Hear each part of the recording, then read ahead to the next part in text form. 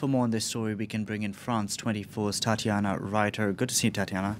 Now, why did Fernando Haddad, the man who was handpicked by the former jail president Lula da Silva, who is popular in Brazil, might I add, do so badly in these polls? 29% versus 46% for the far right. Yeah. Well, this election was very clearly about battling corruption, and Haddad's party, the Workers' Party, was very largely involved in the two biggest corruption scandals in Brazilian history. And they both happened during the governments of previous President Lula da Silva and Dilma Rousseff. And with Lula now in jail, serving a sentence for corruption, it's very difficult for them to get over this legacy.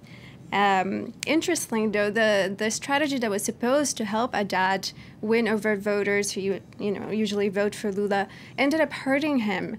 And that was the slogan, Haddad is Lula. So they really failed to renew the image of the Workers' Party, and they didn't even attempt to do so because they wanted to keep Lula as the presidential candidate until the very last minute. They gave Haddad only a month to campaign, which is clearly not enough for someone who was virtually unknown until, he was nominated, and also who does not have the charisma that Lula had to appeal to the masses. It seemed like a vote for Lula, as you said, was a vote for Haddad. Now, how are the candidates going to change their strategies between now and the end of the month for the second round? So I think this question concerns mainly Haddad, particularly because he did so poorly. To move beyond this dark cloud of corruption that plagues his campaign, he might need to dissociate himself a little from Lula to appeal to the other voters on the left who voted for the other leftist parties.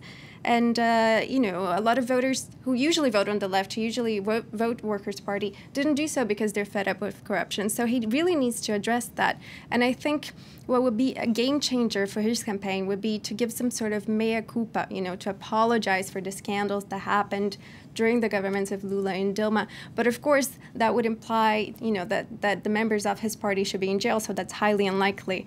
But he's also going to have to change his approach to the economy and show himself more as a centrist to appeal to those who are on the center-right and undecided.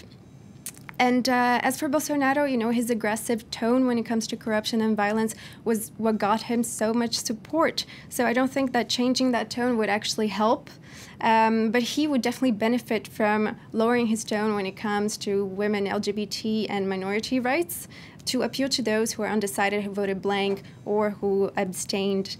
Now, it's very interesting because these voters have not yet faced off against each other on a debate.